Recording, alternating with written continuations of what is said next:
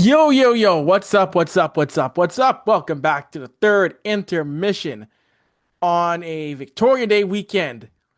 Folks are outside, they're enjoying themselves. It's a holiday, and school when Monday comes around, people are relaxing. Uh, if you're like most people in this country, Canada, you're tapping into all of the Drake albums and want to buy that jacket you got with every single Canadian ad on, including Sleep Country and Manchu Walk and everything supporting the brands. But with that being said, we are back to the podcast. A full house tonight. Marsha, what's going on? How you doing?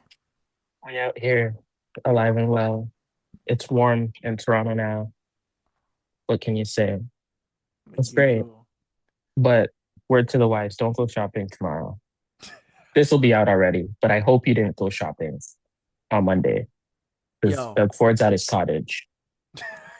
You know, stay home. I pray for anybody who's trying to get a who's trying. I know people go away for the weekend on this time of year, but I still don't trust the shopping around mall on a holiday week on a holiday week. I don't trust it still. I don't care when Yeah. folks are off in their cottages. The mall's still gonna be jam up. Yeah. And this is the first time, like ever, for a very long time, that things are open. And I'm looking at the stores that are saying that they're opening on Victoria Day. I'm like, you suck, you suck, you suck. Oh, you're staying closed? You love workers, you love workers, okay. So I'm just, I'm like, you're cool, you're Oh my goodness, I hear you, Marsha. And for those who don't know, it's your boy Avery here in the host chair tonight. And we got Troy in the cut as well too. Troy, what's going on? Oh, well, that's popping. How's everybody doing? I am doing all right. I'm trying to enjoy what's left of my long weekend because I spent a lot of it at work because Duck Ford's a dummy. Don't cut that. Let him know that he's a dummy. That's truth. That's a lie. That's you're not lying though, Troy. That's truth.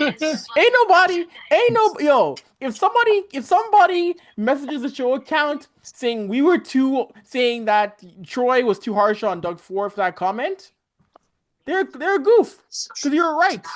Mhm. You're not getting an apology from me. No, you are Never. absolutely not getting an apology from me. I will double, triple, and quadruple down on the idiocy of Doug Ford. Yes, sir. But yeah, today at work was a very trying day because we had two registers going because the third one's been broken from last night. They Oh, told us that a service tech would come out. One didn't come last night. We waited all day. Today, nobody showed, so we're not Ay, seeing a ay, tech ay. until sometime Tuesday when we reopen again. Ay, ay, It was a ay. madhouse. It was a madhouse at work all day. I could barely get anything done because any carts I had to pull, I couldn't get through to put nothing out because of how long the lineup was. It got to the point where we had to start locking the doors and letting people in at 10 at a time because we had no room to move. Oh my God.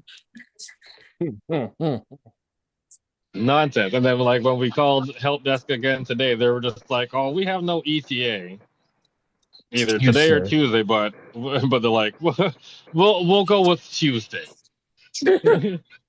my goodness.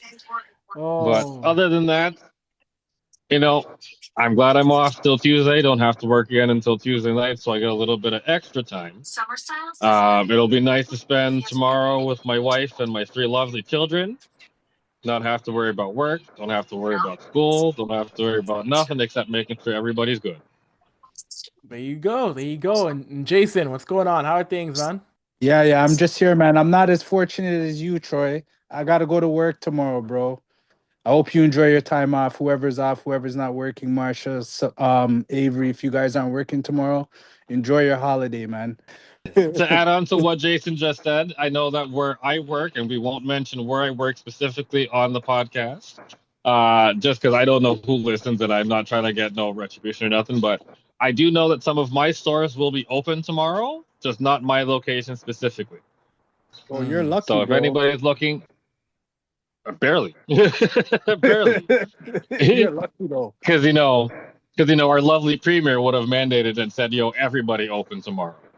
because That he guy. was probably because he's the only person in Ontario who lives in Ontario, who lives and works in Ontario, who doesn't know what's open and closed on the holidays. You Goof. run the province. How do you not know this? Oh Does my he? goodness. No, Does this he? guy. This guy is He so worked like clueless. 50 days out of the year. 50 days he was in the Yo, legislature. If five that. zero. If that. If that. You know what I mean? Like, were they full I scheduled 50 days or were they like halves? You know what I And mean? then I'll, and then I'll he does show up when at. he is there, he doesn't go to question period. Can't even Oh, of talk to course. the man about the He extra no taxes and the extra money that we spent selling back the plane that we didn't need. the big jet, the one that cost 28 million that The he wanted gravy to get. plane. This guy's crazy. The man is trying to relocate the science center to Ontario Place, which makes no sense. You know what I'm saying? And then if the I man went. Oh, go ahead, Troy. if I took as many day off as he did, I wouldn't have a job still. Yo, I we would would not. get cooked. We would get cooked. We would get cooked, bro. Cooked. Cooked. Jason. Yo, Jason. I know. Dave ain't here tonight. You try to fill in? He's trying to fill in. No, I'm just saying. Listen. Allegedly, Yo, this guy. allegedly. Oh my goodness. Oh my goodness. And that's quite a segue. With that being said, we got a familiar face back in the podcast, Mr. Sebastian Jackson. Seb, how you doing, buddy? I don't know why Jay and Troy are complaining over there. Like, we both know that they are OnlyFans models. They don't get holidays, okay? They don't get holidays. They're over here complaining. They know damn well what they're supposed to be doing tomorrow. Hey, listen, don't knock the side hustle. And don't be It's tax knocking, free. don't be knocking Doug Ford either. We know he works 24/7, 24 minutes, 7 months a year.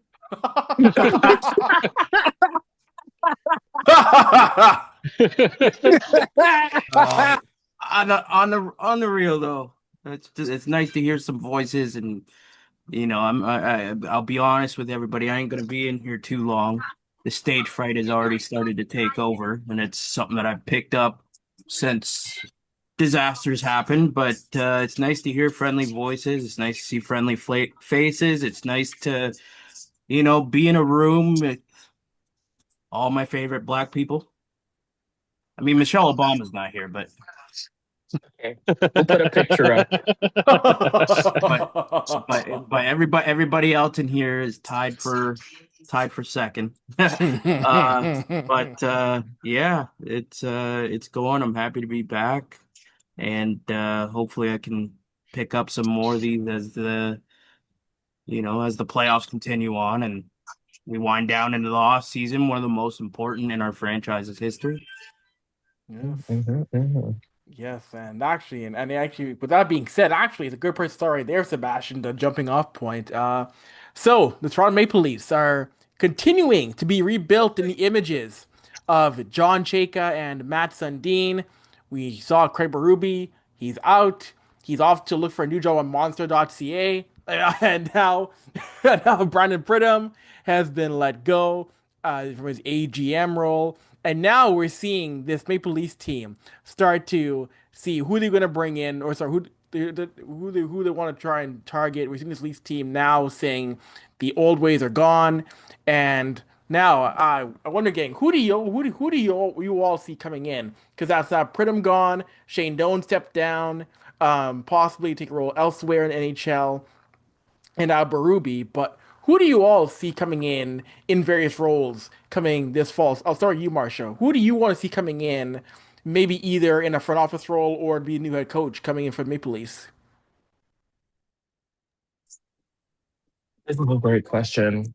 Um, well, I would hope someone new, someone that we haven't seen before, because I feel like this is a season of opportunity, trying new things, second chances in the good way, hopefully. But funnily enough, I haven't really seen any names floating around too much since this news has dropped. Um, but I'm trying to think of like, okay, are there really any like old head Leafs players that have like just kind of come off that have an idea that leadership is what they want to do, and no one's really coming to mind, which is very, very interesting. Um, but yeah, it was like to really just talk about hearing it, it was kind of jarring because I don't think I was expecting for them to leave. Um, and it didn't seem like something that would have happened. Because I mentioned in our chat earlier, like his team is in the middle of a playoff run. Um, so why leave now if there wasn't already something going on with the upper management, right? Hmm. Yeah, that's a good point. And you mentioned names. There's a name that people have thrown out for a role in this organization. Someone who I think should be targeted for head coach. Someone who I'm shocked wasn't getting more traction elsewhere in the league is Manny Malhotra. That's someone who I think that the league should be targeting behind the bench. I know with Abbotsford last year, things didn't go as well as their year before, but injuries this year took over the Abbey Canucks. But he's someone who I think that this Leafs team should be trying to get into organization as soon as possible. And yeah, if you're talking head coach, Manny definitely, because his time with the team as an assistant coach was not fully utilized to his best potential. I'll say the least. I feel like he was suppressed in his time here. And as a head coach, that could go way different, way different. So Mm, that would be definitely really cool to see. yeah, that's fair. Jason, who are you feeling? Who do you want to see coming into the org this fall? Um, I think it's gonna be Maholtra. I like Cassidy too, but I think Cassidy's going to the Oilers. Clark would be nice, but who I want, John Cooper. And it looks perfect if they fire him because Tampa hasn't got out of the first round in 4 seasons. So me personally, I want John Cooper, but I think they want Manny Malhotra just because, like what Marsha was saying, his time here last time as an assistant, it was suppressed and he wasn't being utilized to his fullest potentials. He's a wizard behind the bench, a good coach, right? So I think that's who the Leafs are probably gonna lean for as far as head coach, but I definitely want John Cooper from Tampa. I think that's one guy like you gotta have behind the bench, especially if you have the first overall pick in the draft. You know what I mean? You want him to be able to help like develop and build guys like he did with like Sorelli and that Tampa team, the way he coaches and how they play, right? So that would definitely help the Leafs, guys like Nylander and stuff like that. So yeah, for me, Maholtra, I want Cooper. I hope for Cassidy. You know what the John Cooper thing is. He's not gonna leave Tampa to me in my mind until he's good and ready. Because he's got all there. He's won cups in Tampa. He's brought them back to being a consistent franchise. So I think if the day John Cooper leaves Tampa, it's because he wants to go somewhere else for a new challenge in my mind. No, that's fair. That's fair. But then you got to Yeah. look at it from an organizational standpoint, like which is all right. We've been at this hurdle. Yeah, we went to the promised land, but Hmm. for the past X amount of years, we can't get out of the first round. What's the problem? Is it the coach? It's definitely not the players because the players have won before. Is the coaching philosophy not working any longer? Like if you're running a team in the NHL, you got to look at these types of things, right? Like, cause even look at the Islanders, they fired their coach like during the season, right? Hmm. And they kind of got better and almost ended up making the playoffs, right? So I don't know, Avery. Like from an organizational standpoint, you definitely have to reassess the coaching and what's happening amongst the players, as well as the trooper behind the bench sending out the calls to the guys on the ice and stuff like that. Hmm. No, you're right. You're right. And you know what though? It'll be interesting to see what happens with Tampa this fall. I still think Cooper's back, but you know what? A lot can happen between May and September, October. So we'll see. And Seb, I know you got a name ready. Who's the name you want to see coming to organization this fall, Sebastian? As situations are everything right now. Like And people can disagree with me or agree with me later on, and that's fine. But like right now, it's not surprising to me that like there's going to be a lot of wait and see just because of the amount of heavy stuff that's happened within this organization over the last 6 months and not knowing what direction they're going to be going in. Like I don't know how you hire a coach um when your franchise player is, unsure what's going on, whether people believe that report or not. Like, listen, there's been so much garbage within the organization that it wouldn't blame me if any player didn't want to come back. And I hate to say that. Like this organization has done so much damage that like the last number of months is where I'm like, yeah, I don't know how much more of this I can stomach. But the once they figure out what direction they go in, and if it's more um they're gonna try a 2-year retool. I'd like to see, like, just in coaches, and I might be a homer because I'm a Kitchener Ranger fan, but UC Hocus, he's been with the Rangers for a few years now, Mhm.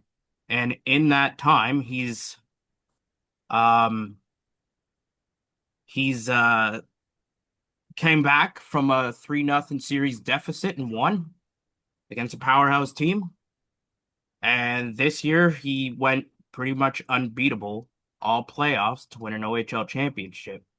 And this is somebody who from day one was structured. Like the roster that he took over in Kitchener was experienced, but didn't have the superstars. And he got the best out of his, like he turned middle six guys into top line forwards that earned AHL contracts. This is a guy who commands respect. He's been on the international stage, he's been in the professional stage overseas.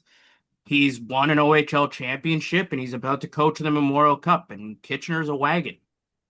Um, so he's somebody that I'd like to see as a coach. And another coach I'd like to see, and I'm really big on promoting from within junior, but strictly guys who I feel have earned it. Gardner McDougall, with the Moncton Wildcats. He was one of the most successful CIS coaches.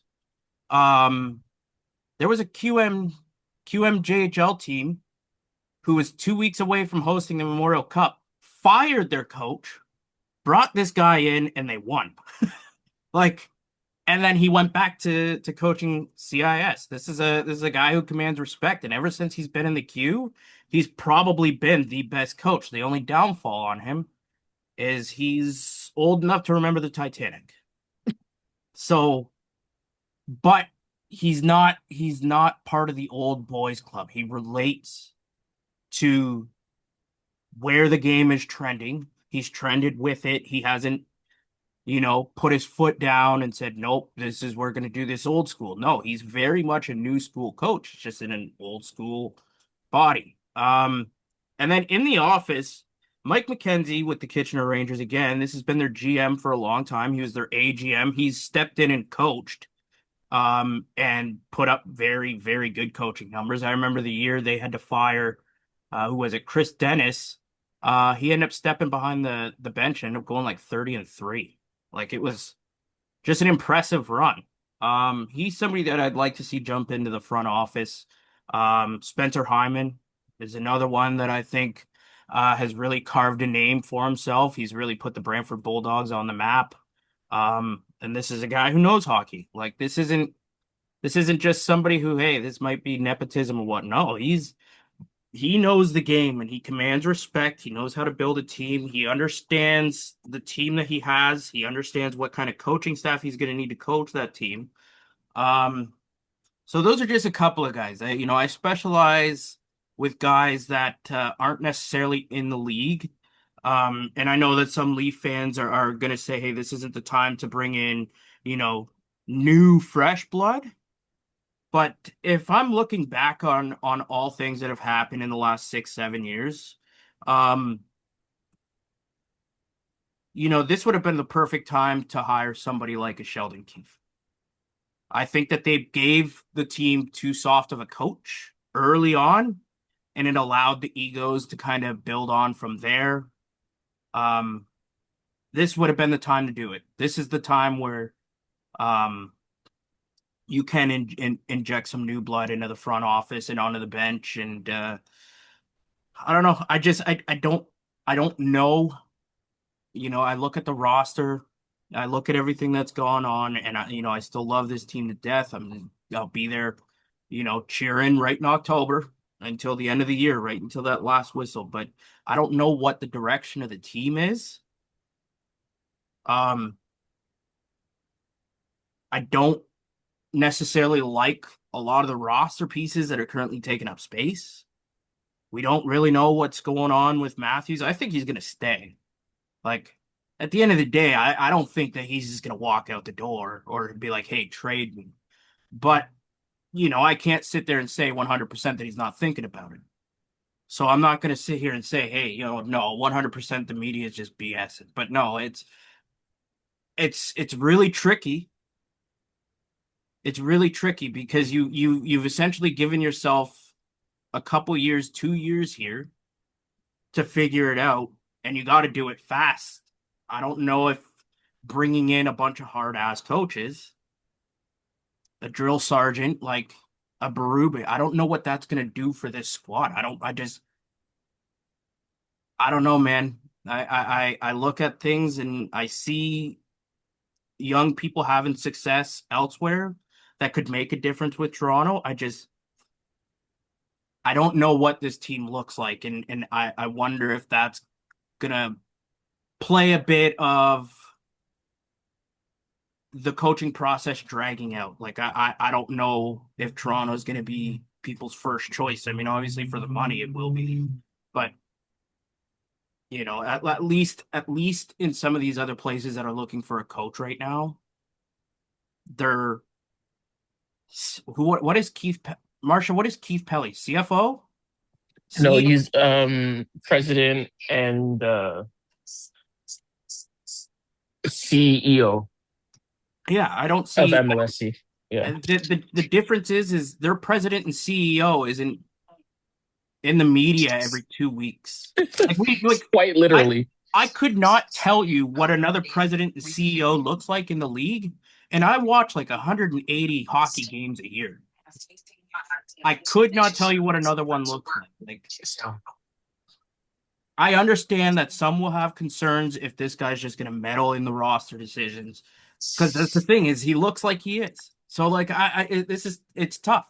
I don't know what direction this is going to go, but I do know that Jussi Ahokas is a great coach, and it's only a matter of time before he's a head coach in the NHL. And I prefer to be the first team to scoop him up. I remember saying the same thing at the end of the 2007-2008 season about Pete DeBoer.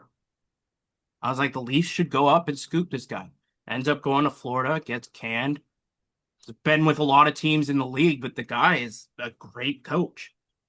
I don't know. It's tough. It's tough. I really hope that it's a fresh breath of fresh air coming in the door.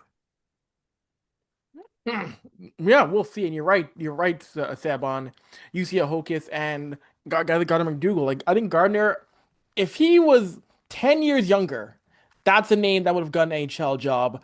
I think now he's content to mainly work in, U Sports Hockey, the Q. But if we were talking and it was 2016, 2017, I definitely think you would have been a great choice to coach the Maple Leafs, Sebastian. Yeah, he again, it's age is the issue there, but like, what is the plan for this coaching staff? Like, obviously, you want your coaching staff to be around as long as possible, but like, if it's still that you gotta make right by the captain first, I don't know. Gardner's just a name that like that's somebody who will be respected from day one. Like that's somebody who will come down to Matthews level and be like, "What are you seeing? How can the coaching staff better this?" Mm-hmm. Like that. That's a guy. That's a guy that will work with his employees. Like I don't know if anybody's seen the clip, but Moncton eliminated somebody, and Gardner McDougall, when he was in the handshake line, was turning every player on the opposite team around so that he could address them by name. Hey, you had a great series. That shot you took in in game 3, like this is somebody whose eyes for the game are that of a 35-year-old coach. Mm-hmm. Like it's the age, like that's what will make this not the most popular choice. But like, let's say the Maple Leafs posted a press release and said we have hired Gardner McDougall as onto the coaching staff, even if it's head coach. They don't post a picture. They don't put his age. They just put his stats. People would be excited. People would be excited for that hire. Yeah. No, you're entirely true. And with the Rangers, between Ahokis, Mike McKenzie, yeah, no, those are guys that the Leafs should definitely be looking into in some capacity for this organization. And Troy, what are your thoughts? Who is on your mind in terms of who you want to see coming this fall? Okay, so Sebastian just touched on almost half of pretty much what I was gonna say. So we're pretty much on the same wavelength here. Um, who do I want? So wants and needs are two different things. Who do I want? My Christmas wish list is John Cooper. Who do we need? Is the first name that Sebastian mentioned, which was, if my thing wants to cooperate with me here, stupid Google Pixel. I hate this phone sometimes. UC. Yes, that name. Call him Juicy. Juicy. Yes. So I read the article that Dave posted on Twitter and kind of made my assumptions from there. So he seems like the kind of coach who wants the player input to find out what works and what doesn't compared to these old heads, these old past retirement age men who are trying to implement old school hockey from like the 60s and 70s. And I think he's a breath of fresh air to what's currently happening in today's game. These older, like, I mean, don't get me wrong, Berube was fine. It's just he was the lame duck because Tree Living gave him absolutely nothing to work with. I think Berube should have gotten at least a half a season, at least give him till Christmas before deciding to move on from him. But based on what I've read about Juicy, he seems like the kind of guy the Leafs need. Either Avry or Sebastian had just mentioned, like we need like a Sheldon Keefe type coach now, and I think Juicy fits the bill because he either Juicy or Malhotra, because those two seem like the kind of guys who are willing to have an open ear and find out what works, as opposed to do as I say, not as I do kind of approach. You need open communication with all of your players. And if you can't do that with all of your players instead of just surrounding everything, instead of just running everything by your captain, pointless. Because you got to have everybody's input to know what works, what doesn't, who plays better with who, like who has chemistry, who doesn't. Yes, that's up to the coaching staff to kind of figure that out. But I mean, if the players themselves can kind of notice that, listen to the players. Try something out. See what works. I mean, I know men's league hockey is embarrassingly different from the pro leagues, but at least in the men's league I've played in, we change up our lineup and we talk to each other. We're just like, you know what? On my team specifically, there are, I would say, at least 5 guys who are clear-cut difference makers. And it changes them around the room, whether or not we have a chance to win or whether we have a chance to lose. We always, even though our team name is fittingly called the Bottom Feeders, we come into every game, regardless of who decides they're going to show up that week, that we're going to win. When enough guys show up, we decide who plays on what line. We don't stack the lines. We don't put everybody on one line and then leave the other 2 or 3 to be like, okay, this is our bona fide line 4 guy. Like, we're not putting out line 4 type of guys after line 1. We know how to spread out the embarrassment of riches that we're fortunate to have. And I think that with a guy like UC or Manny Malhotra, I think he'll know how to spread that out, get the players' input, and have succession from there.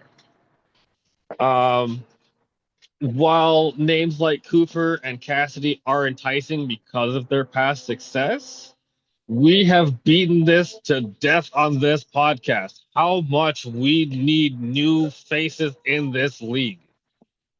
This is the perfect opportunity to do so. I think if we pass on this, on who's available, on the unknowns, we're making a big mistake. There's no way to know if any of these guys like UC or Malhotra or any of the names that Avry, Marsha, Jason, and Sebastian have mentioned. We won't know if any of these guys are any good if you don't give them a chance. Dave and Avry specifically, you two have mentioned, I've lost count of how many times that both of you have said that we, and Marsha included, because I know Marsha, I know that your appearances have been sparse, but like you make an impact when you come on the show. When we collectively say that we're tired of the same 6 or 7 names just playing carousel with teams, we mean it. It's 2026 going into the 2027 season. We need new names. We need fresh blood. We need new ideas. The game has changed since the season-long lockout of 2004. So much has changed in the 20-plus years since then. A team like the Toronto Maple Leafs needs a coach who is up to date, up to speed, and pays attention to the game that's happening around them. It is unfortunate that we have a management system above John Chakra. I'm sorry if I mispronounced his name. I've had a drink or two. But I'm sorry that like guys like Keith Pelly and Ed Rogers, they're like the nemesis of Ted Turner when he ran TNT. And rest in peace, Ted Turner. Because I liken this situation more or less to if I were to do it to a current day scenario, the Maple Leafs are WWE versus TKO. TKO has no idea what they're doing, but they're like, we own you. This is what we're doing. Rogers is doing the exact same thing. Prove me wrong.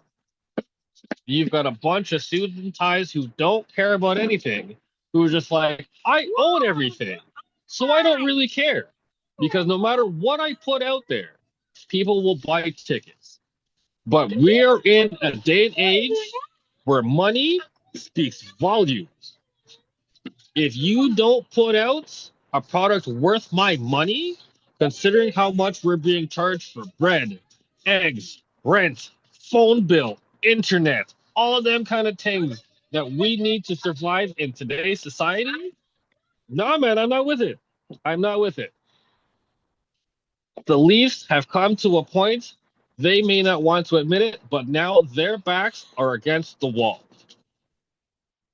Yes, people are just like, you got to do what Austin Matthews wants.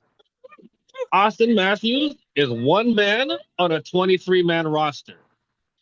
He might be your captain, but you got to do what works for everybody, not just one man. You can't be successful with just one man on a hockey team or any sports team because there's multiple moving pieces that can help you get to where you need to go.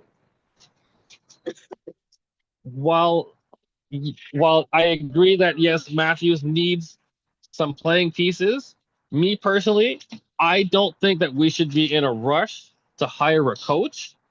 We have a GM that's already in place to handle the draft.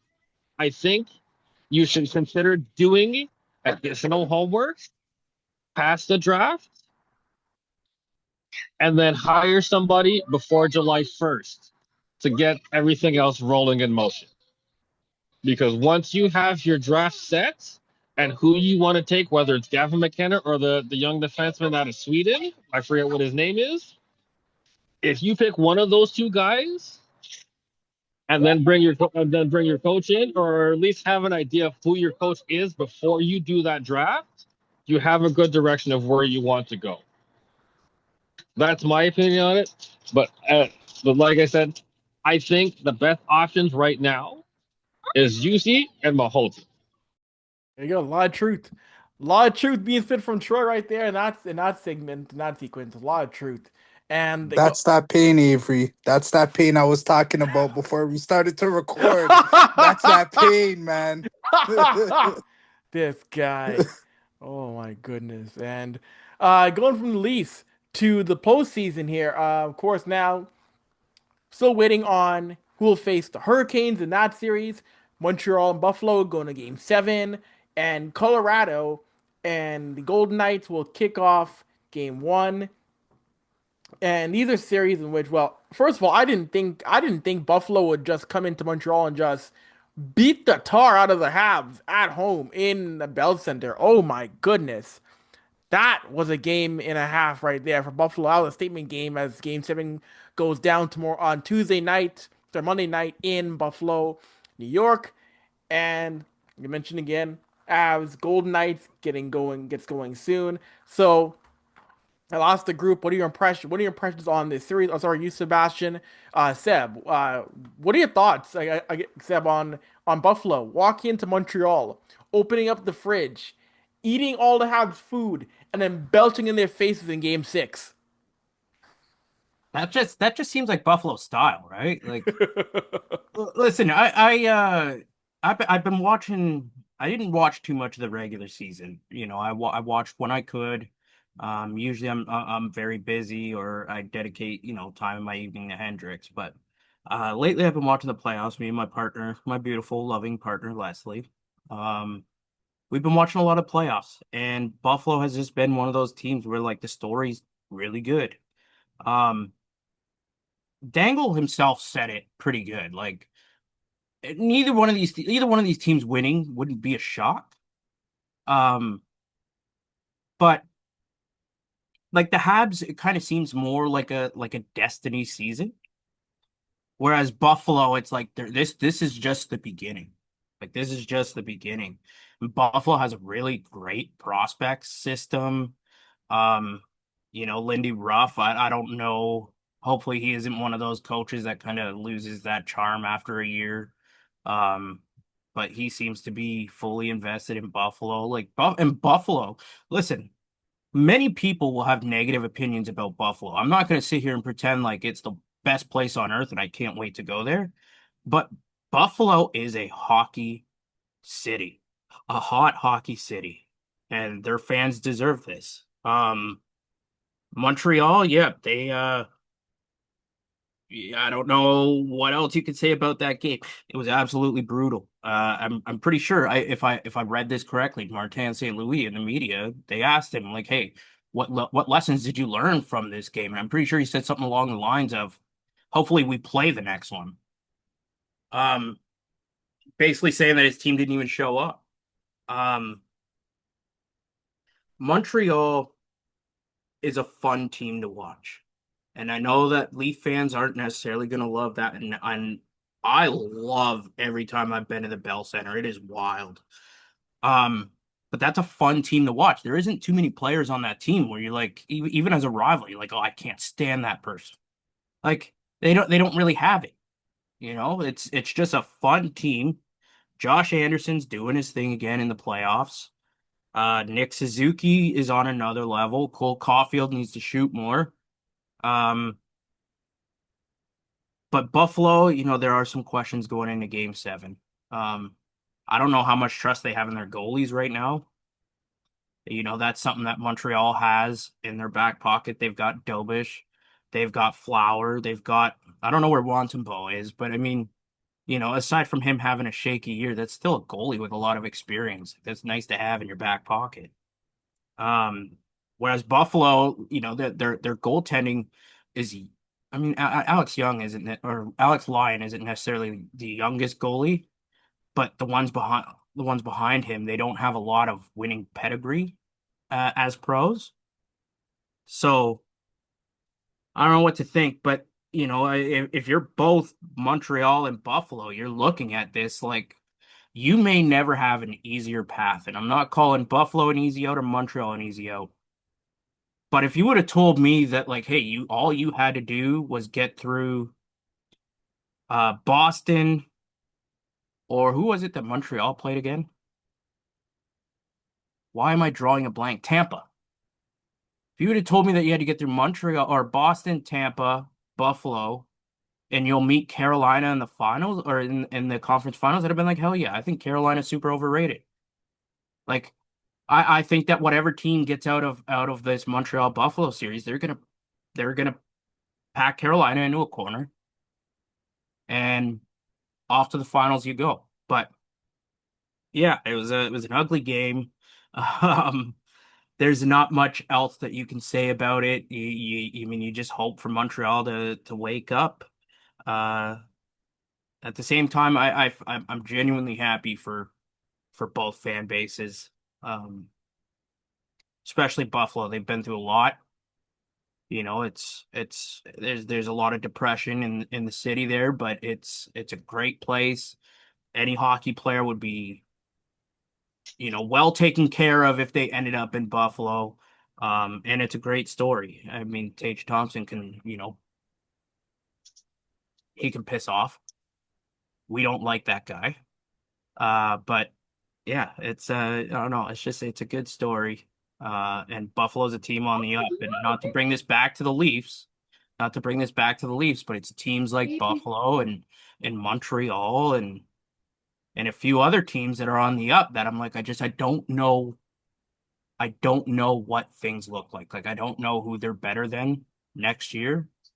But Buffalo, this is just the beginning. Montreal, this is still very close to the beginning. These teams are going to be, the class of this division for years to come. Yeah, no. Okay, Sebastian. Go ahead, Troy. Se- Sebastian, because Yep. you're as skeptical as I am, I asked this question last week, and Marsha, this question will apply to you too because you weren't here last week. Avery, I already know your answer. So I asked last week because we at the time we didn't know that this series was going to go 7 games. Even though we're Leaf fans, do you cheer for Montreal if they advance because they're the Canadian team, or do you cheer for Buffalo because it's Montreal? I am cheering. Most people won't like this, but I genuinely don't care. For me, it's Montreal. When I was work when me and Felicia lived in Owen Sound, right before Sophia was born, um, I worked at a hotel and it was right across the road from the Bayshore Arena in Owen Sound, and I got to cook for Nick Suzuki and his mother and his father every weekend, every Saturday post game. So I got to know them. I got to meet them. I got to hang out with them. They were there when Sophia was born. They congratulated us. Like when they were in the arena, they always came over and said hi to us. Um, and I'm a big Arbor Jackeye fan from his days in Kitchener.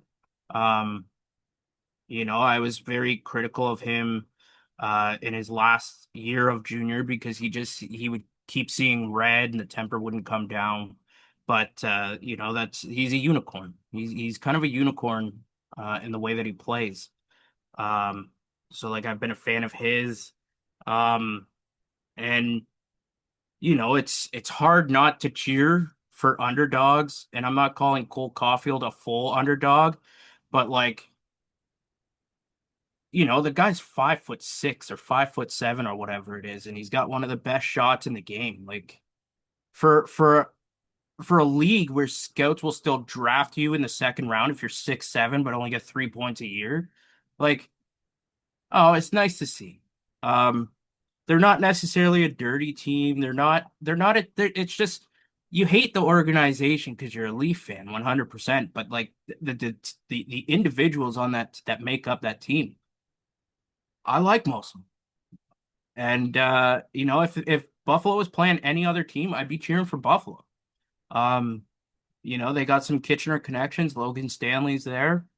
Um, that's an arena that I spent a lot of time in and a city that I spend a lot of time in. Um, it's it's tough, but like for me it's Montreal, and not because it's a Canadian thing. It's because I want to see somebody that like I've met and got to know personally who happens to be one of the nicest people on earth. I want to see him win a cup. Clarification. Is the question, who do we want to win the game 7, or who are we cheering for in the Eastern final? If either one of them made it. The question is, out of this, whichever way you want to answer it. Let's put it that way. Whichever way you want to answer it. If Montreal advances, are you going for them? If Buffalo advances, are you cheering for them? Because I'd be going for Carolina.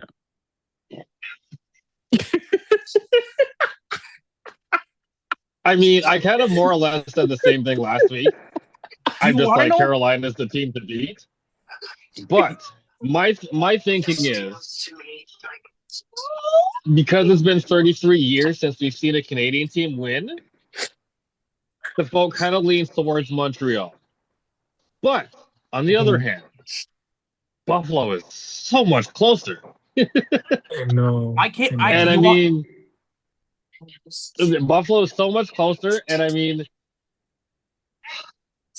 I guess there's just this stigma of being a Leafs fan, where it's just like, regardless of the Canadian team, F them. Buffalo. In this scenario, it's Buffalo, right? You want to know why Canadian market, in any Canadian market, if it's not your team, F them. If it's the team that beat your team, sure. Right. Do you want to know why I can't cheer for Carolina? Why? You Because remember because we just talked about how much I don't like Keith Pelly. Okay, yeah. It's this, like, if there was another team who I like, why do I know what this person looks like? It's Carolina. And like they've always been that team. They've always been that team who let like some of those outspoken MAGA idiots in the locker room forgiving their past. Like there's just something about that team that I'm like, I don't care about. Now, here's the thing. We talk about good quality humans. Seth Jarvis is like a Canadian to the core. Like that's an easy person to cheer for. Rod Brindamore, I don't hate him. I remember, the Leafs battling Carolina all those years ago. He was in that series. I remember watching him raise the cup. There's nostalgia with him. That's somebody who I think deserves a Stanley Cup. There's a lot of players on that team who I would 100% take on my team. But like, if it wasn't Tony DeAngelo, it was somebody else. It was somebody else. It was somebody else. Like, and that's why I always felt that they didn't win, because they kept bringing in these guys because they could put up points, but they were locker room cancers. So, right now they have an easy path forward. They've had a very easy path forward. The Sens are worse than the Toronto Maple Leafs next year. Bank on it. Okay? 100%. Yeah, like there's nothing about that team that stands out to me. Like, No. they went on a hot streak to end the season this year, and good for them, but they suck. I can't Replace them with the Ottawa Charge, and then we'll have some competition. Yes. But no, it's I don't know. I can't cheer for Carolina. Like, and again, like it's just the way that they've operated. Like, I don't have access to my old Twitter anymore, nor would I want it. But like I had so many Carolina Hurricanes fans follow me, and they were all lovely people. Um, I don't know. Like Yeah, it's this is a weird playoffs, right? Now, Avery, I don't it want to is. It jump. is. I don't want to jump too far ahead, but like I think at the end of the day, my conclusion is there's a very real chance that like Colorado's just gonna sweep in the finals. Oh yeah, yeah, yeah, yeah, yeah, yeah, yeah. Like I, I, Yeah. I I think Montreal goes as far as they can go, and then they're gonna hit a wall because they're still young. Buffalo, like they're just climbing now. Like this is just the beginning. Still a little young. I don't know if they have the roster to go through 4 rounds, Mm, but I think this is all gonna end with the same result. Like this, someone's gonna hit a wall. yeah, and it's not gonna be the Avalanche. So Yeah. I think for me when it comes to Carolina, as you mentioned, it's like it's Rod, it's Seth Jarvis, and for me, like the biggest soft spot in my heart for Freddie Anderson. The biggest soft spot in my heart for Freddie Anderson. And they've just been so clear cut with the way that they've played. And like, who isn't gonna excel when you basically have 12 days of rest before the next, like your next series is supposed to start? I don't know if it's actually 12, but like, so much rest because of the way that the league navigated this playoffs. Um, but between Montreal and Buffalo, it's just such an interesting series of like grit and grind. And I I agree wholeheartedly. It's like I would never cheer for them for the sole reason of them being like, oh, you're Canada, I have to cheer for you. Like if anyone ever tells me that, I will laugh in your face. yeah. Like don't force that upon me just because they're Canada. That's weird. Like let me develop a love for them because of the hockey that they're putting forward, because of the product, right? But it's a hard thing because there's pros and cons about both teams and there's stories with both teams. So I don't know. I feel like Montreal has done such a good job of finding that comeback in the series that they've played, and the games that they've played. But that Buffalo story of it's been 10 years and they've just been so down with the hockey that they've played throughout the year that I don't know, whoever goes forward, it would be great. But as I said, like whether it's Montreal, whether it's Buffalo, they're gonna hit a wall because you see them already starting to hit said wall because they're not good closers when it comes to the series that they've played so far. Anybody but Vegas, which leads me Exactly. to the next topic. Why is the NHL stupid? You know, here, but the NHL and the Vegas Golden Knights. Oh boy. I gotta Oh, say this much on John Tortorella and the fine and what happened. And you know what? I am fine with the NHL fining towards $100,000 and stripping a second round pick from the Golden Knights for not doing media duties at the podium. They've been warned before. Stop yes, yeah. skipping media. They've been warned before with torts. Hang on one sec. Okay, cool. I was like, yeah, they were warned before. Stop skipping the pressers. And again, if I'm Bill Foley, if I'm George McPhee, I don't want my interim head coach. Remember, Tortorella is the interim head coach, costing us a draft pick Jay and has getting his us in camera off. trouble. He might not be there next year. He could be gone. Mm-hmm. And that, again, he's on a show me deal as a coach of the Golden Knights. I don't want him Mm-hmm. costing me a pick. And also, too, what he did, and I saw there was a whole debate in terms of access, and a lot of people who don't know how media works learned about how access works, who goes to the room, how things get set up, and how things are done when it comes to post game availabilities. And my thing in that is when coaches or players skip availabilities without a valid reason, that is disrespectful to the people who have jobs to do, who are there early, setting up pregame, get after the content. And it goes beyond just the talent in terms of reporters and hosts. There are technical crews who have to set up the rooms for pre and post game, have to make sure everything's right, have to make sure things go smoothly. There are station directors who are planning out shows, who need coach audio, who need player audio. So when you skip it because you're mad about suspension or you're having a tantrum, you are so insanely selfish as a coach and as a person that you can't think about anybody else but yourself who literally needs you to talk. I don't care if you think that media, I mean, yeah, some aspects might be outdated in terms of how we do post game, but it is right now in its current format.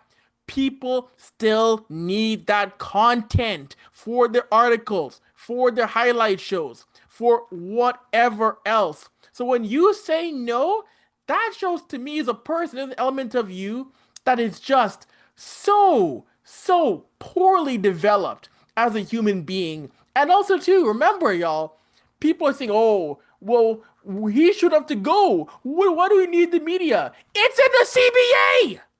It's written in their job duties. They have to do this. It isn't like soccer, where the mix zone is mandatory in certain leagues or the European sports.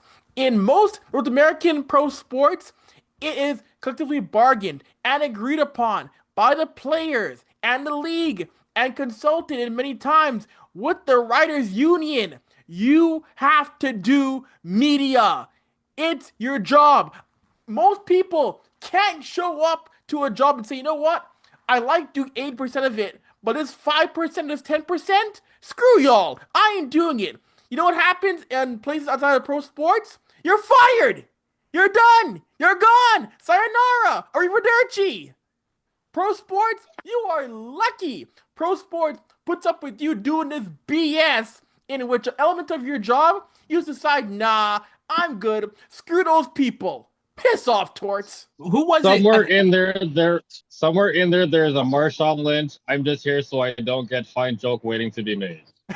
Yeah. Facts. There's Facts. there's a few. I don't know who it was, Avery. I bet you do. I think it was Mark Spector who ended up saying something along the lines of, Torts pulls this stuff as a coach, but Torts also gets paid as a media member. Mm-hmm. So like it's something along the lines of, that if this was on the other side of the foot, he'd be sitting there taking the side of the media. Yep. That's a great point, Seb. And speaking of that, I don't want to see your Torts when you get fired again or you get let go, run back to ESPN to do some more studio work. Hello. So I got a question. I got a question to ask the four of you. How do you feel about Vegas getting a harsher penalty than Chicago did with the Kyle B situation? Because that's exactly what happened. It's Yeah. poop. It's poop, but that just goes to show you how the world really is. That's It's Jay's poop, word bro. of the day, by the way. Yeah, facts. Poop. Poop. Yeah, that's what it is. Because at the end of the day, what dude from Chicago did was 500 million times worse Yeah. than what these guys did by not talking to the media. But Avery, salute you for speaking up and salute you for advocating on behalf of you and your peers, you know what I mean, who work in the industry and have to interview players and coaches and stuff like that. Because I'm with you. I take that stand with you because at the end of the day, you have a job to do. You know what I'm saying? And players have to be able to answer questions after the game. It's not when they choose to or when they want to. They have to answer questions at the end of the game because not only is it in the CBA, but that's their responsibility as a professional athlete. You know what I'm saying? So I'm with you there, bro. And also, bro, in terms of that Buffalo, Montreal, bro, listen, I'm in Toronto. I'm a Toronto man, bro. There's no way I'm cheering for Montreal, dog. It's Toronto versus everybody. Toronto over everything. Buffalo is Canada's team, and that's how it is. We knew Jason was going to pick the Habs. We knew. It could be Yo, it could be Timbit's team against the Habs, and Jason go root for the Jason with 10-year-old Timbits. children. The Timbits. I'm going for the The Timbits every Timbits. time. I'm Every going for the single Timbits time. every time. I'll take a Oh small my black with an gosh. espresso shot and the Timbits over Montreal any day of the week, bro. Oh my goodness. Oh Oh, this gosh. episode. And as we start to wind things down on third intermission. So we saw PWHL. It's the four cities are now locked Mhm. in. We have Detroit, Vegas, San Jose, Hamilton coming into the league for 26-27 as the PWHL continues to expand and grow. And I like the fact that now PW is again larger footprint, more teams coming into the league. So, sorry, you, Marsha. What are your thoughts on the PWHL expanding? And by the way, really cool hire. Detroit's GM is Manon Rayom. She's the first GM for PWHL Detroit. That's really cool to see. What are your thoughts, Marsha, on the 4 new markets coming in next year? Um, Honestly, it feels like they said, let me take a magician's hat and just go, oh, okay, I'll go with this one. Okay, here's the other one. And then we have Detroit and then Hamilton. Like, why? Um, but I mean, there's been discussion that like the league is not ready for outside ownership, or they're not ready to um, let go of that one overarching kind of group. Um, there's talks about there's a very specific way in which they want to do their expansion. Um, People are confused because there are cities in which Takeover Tour did a lot better than some of the cities that currently have teams. Everyone is wondering why Vegas gets a team before everyone else. Um, so there's a lot of question marks. We already talked about the expansion. I'm not going to talk about that again because I'm going to give myself a headache. But I will mention that it did get pushed back by a couple of days. So it's not starting as early as we thought that it would. I think it's starting early June now. Um, but I think it's interesting. These are some cool cities. Um, so we've got, we said Detroit, Hamilton, Vegas, San Jose. Yep. Um,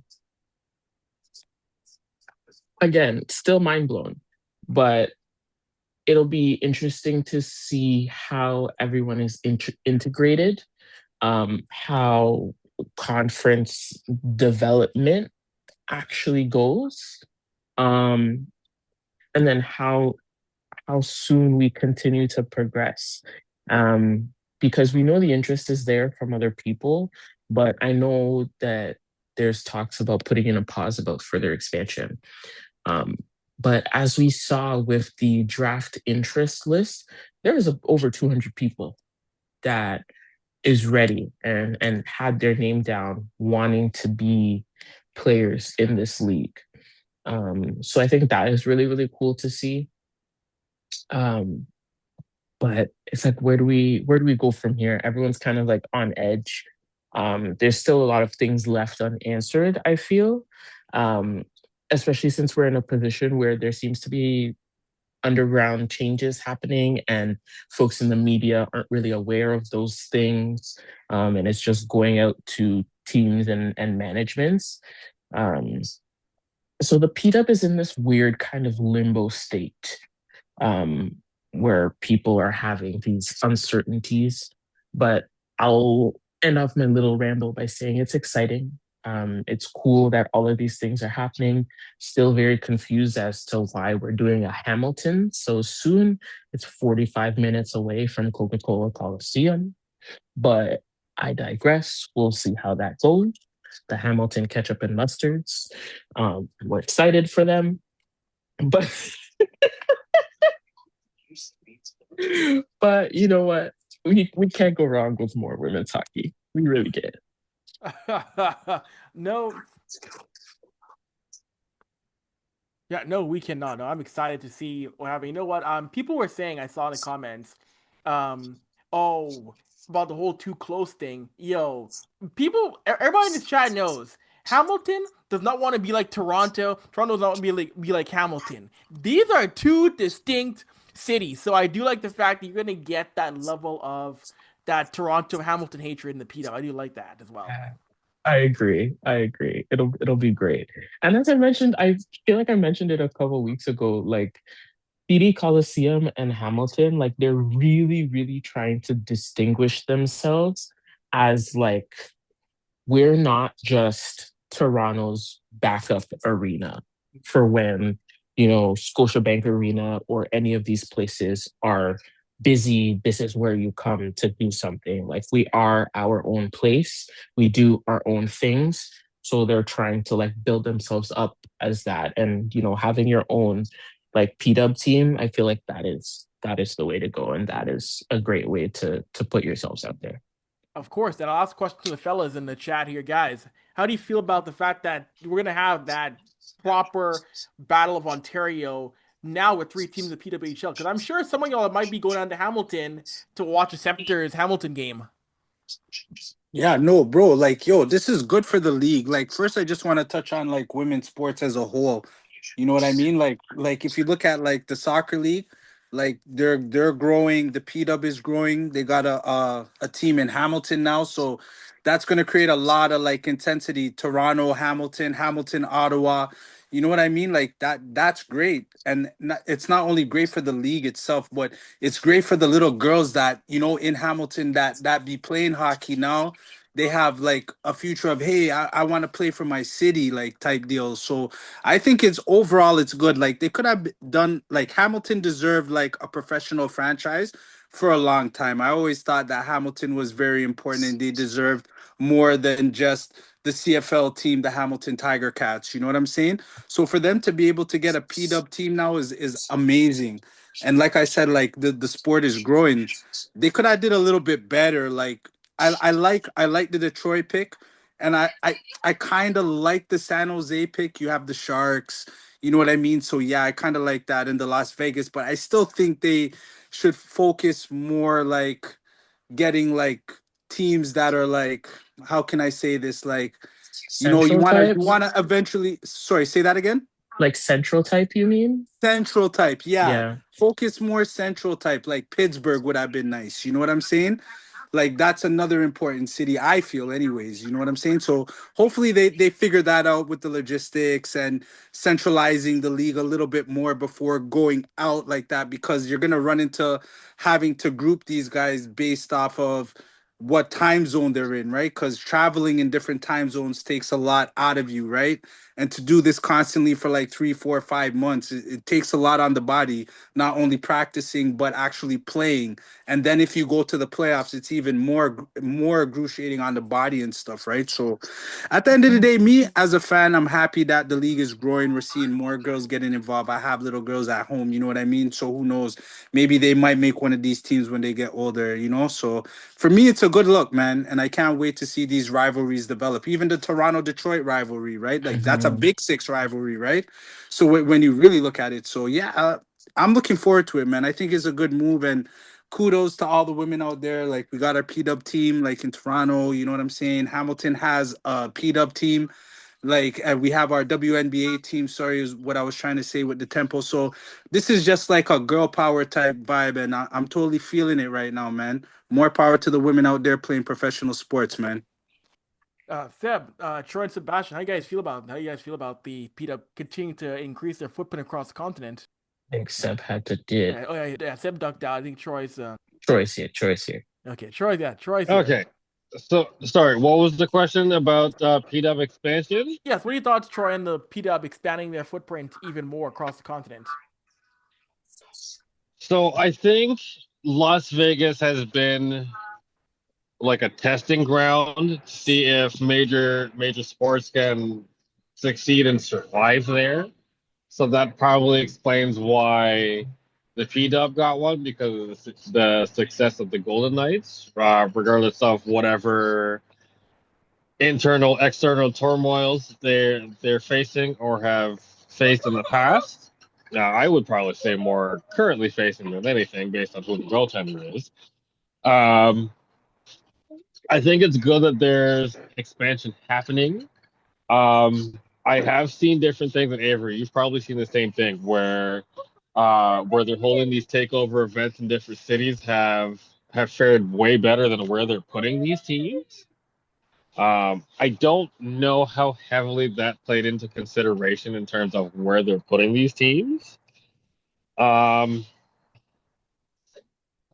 in terms of Vegas getting one, yeah, I'd probably of the agreement that there was probably a more deserving city that has more structure and capability of maintaining and sustaining a PWHL team without needing like outside ownership other than how it's currently structured with all these other teams. But on the other hand, like it's good to see that the league is expanding, that they're willing to try out teams in different cities to try and expand, like you said, to try and expand their footprint, to try and gain more traction, more eyes, um, and more people just in generally playing the sport. Really, um, because I guess because Vegas has such a stigma that it does, where it's just like a gambling city. People are up to no good, kind of different things. I think for them, I think the only thing that sets the Vegas P-Dub team apart from pretty much everywhere else is that like, well, I don't really know if you would say it sets them apart because the Vegas NHL team, it's a team construction of the other 31 NHL teams. And the P-Dub version is going to be a construction of the other teams, more or less. So there's really no escaping the expansion franchise thing placed on them. Um, Other than that, I mean, I'm not. What's the word I'm looking for? I'm not opposed to having multiple teams. Just like with anything when it comes to expansion in sports, you have to take a wait and see approach. Like we've learned with the Phoenix Coyotes over however many years they suffered in Arizona/Phoenix. Like although it took Gary Bettman forever to finally realize that it just didn't work in the desert. Hopefully, the PWHL they'll know fairly soon whether or not the expansion they've placed in the newer cities will work or not. Um, Hopefully, if I want to see it work in all these cities, but if it doesn't, I hope it doesn't take forever and a day to be like, okay, well, we need to change spots instead of letting them suffer and die, like Gary Bettman did with the Coyotes. And yeah, these are all these markets I think are gonna succeed. People already know about the engagement of women's hockey in Hamilton. Same for Detroit. Nevada has one of the fastest growing rates when it comes to participation of women and girls in hockey in the U.S. San Jose is again a hub for women's sports in a major way, and we see what's going on with the Golden State Valkyries in the WNBA. So the Bay Area was another great selection. But yeah, it's really come down to where works and what cities and markets want to play within the fact that the PWHL is a single entity owned league. So best of luck to all four teams next season. And last one before we wrap up, Walter Cup Hold on, final. hold on. Ahead, Troy. Before we Yes. jump into the PWHL final, Yes. because I forgot about Hamilton. Mm. Because Hamilton's getting a PWHL team, Yes. there is now zero excuse on the table for MLSC. And Marsha, I see your face right now. There's Uh-oh. zero excuse for MLSC to say that a second Toronto team won't work in the GTA. If the PWHL can do it, sorry, let me say that clear. PWHL can do it, the NHL can do it. No, hold Keith on. Pelly and Rogers. No. There's no hold on. There's no hold on. Do it. There's no hold on. No, there's no hold on. Be like Nike. Just do it. These guys are mad because their dollars are threatened. Mm-hmm. Mm-hmm. Ludacris once said, "Scared money don't make none." Mm. Mm. You're, Tell them. no, you're not. Scared No, money don't make none. you know. Troy, you're out here preaching, bro. Preach, brother. Now, no, you know what, Troy? You're not wrong. That what I was gonna say. Hold on to is more so. Did Troy just acknowledge that Hamilton is a part of the GTA? Hey, brother, Oh, it's the hold Greater on. Toronto Hamilton area. It's GTHL. the GTHA. Guys, Yeah, Greater Toronto Hamilton area, brother. okay, I kind of wonder because like we were saying Yeah. earlier, how people in Hamilton don't want to be associated with Toronto. So I was thinking to myself, do people in Hamilton like being grouped into the GTA? And do Torontonians really see Hamilton as a part of the Uh-huh. GTA? Yeah. Yeah, Like if it GTHA. works for if it works for OHL, CHL, AHL, all of them other leagues, this could work for the leagues. They're just Mm. being greedy. They're being greedy something something, but I don't want to cuss because we're being censored based on which platforms we're posting this on. But you guys can fill in the blanks.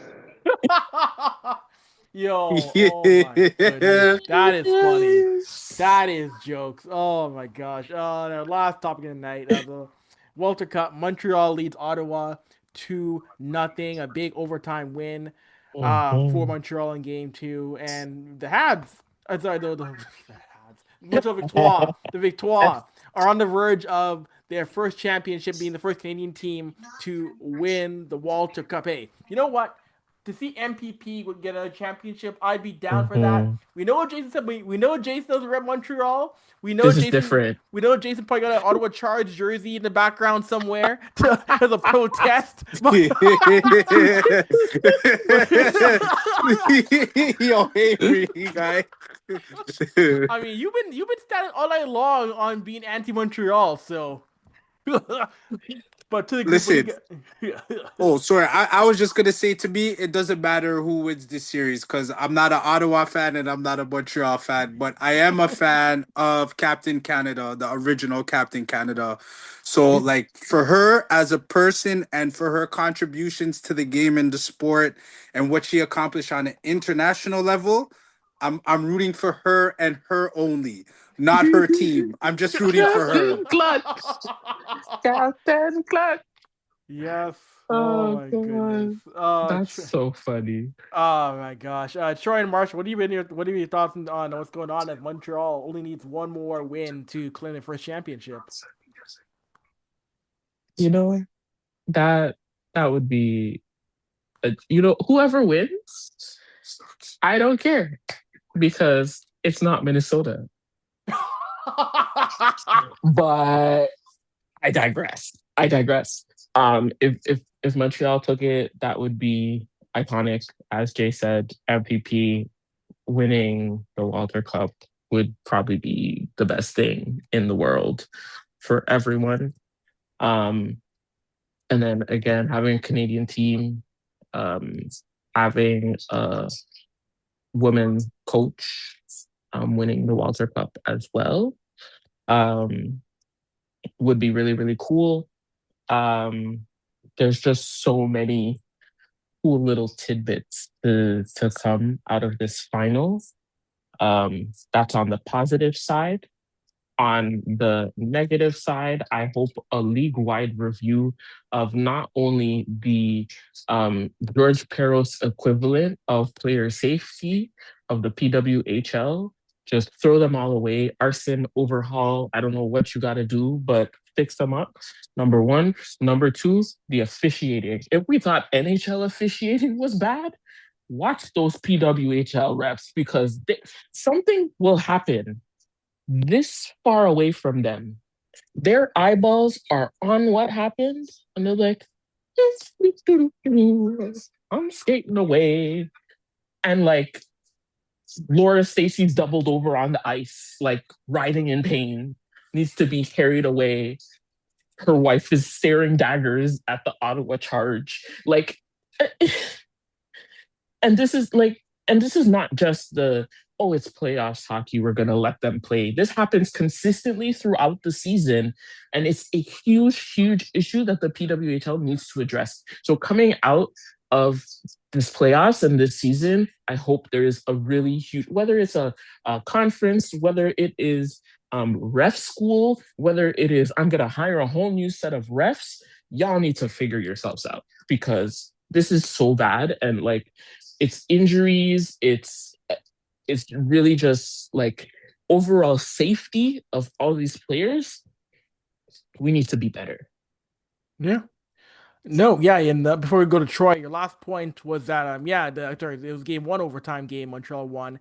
That the flattery goal, in which, you know what, great, you know what, I'll give my Flattery credit. Great play to finish for my Flattery in overtime, but holy smokes. That call, that no call, Emma Greco, hauled down. You're right, Marsha, hauled down in front of the officials. She is hauled down. Everybody can see it. Referee saw it. I saw it. Everybody in the granny saw that, and no call. Nothing. That's I don't care. I don't care if it's a league championship. I do not care if it's overtime. Call a penalty. For blind What's it mice. gonna do? Yes, exactly. Exactly. You feel like they're playing with those like blurred out goggles. Or they beer have goggles, like to see how drunk you are. Yes. It's just that on the ice, and you're like, okay, I can see through a pinhole.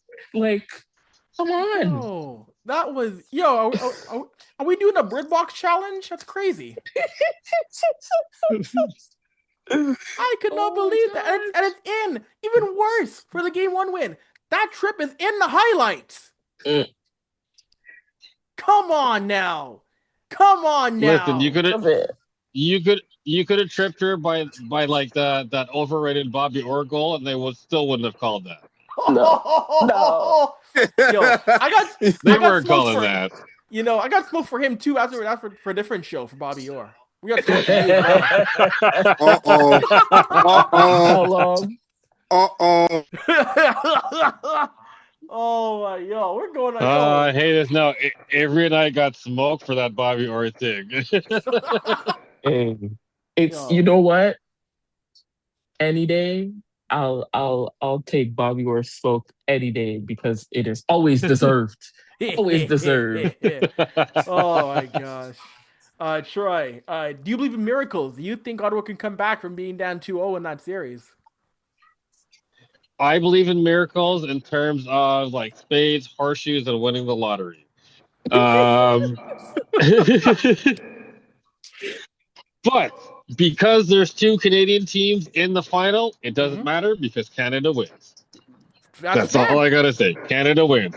That is fair. That is fair enough. And anyways, we've talked enough for one evening. Thank y'all for tuning in. For myself, Avry, Marsha, Troy, Jason, and Seb, who had to duck out earlier. Thank you once again for allowing us to grace the space in between your head top. Mind your business, drink your water, and deuces. Deuces. Peace. Enjoy your long weekend, everybody. Stay safe. Enjoy the fireworks. Stay out of trouble. I don't know if y'all can see this right now, but yeah, I'm on my deck. Oh, that's cool. This is what's happening right now. Beautiful. This will probably carry on until 12:30 tonight. That's sick, though. But in the meantime, yes, in the meantime, like Avry said, from the Third Intermission podcast, enjoy your Victoria Day long weekend. Drink your water, mind your business, stay safe, and don't hold on to these fireworks too long, because you're going to be missing fingers when you wake up. What's wrong with this guy?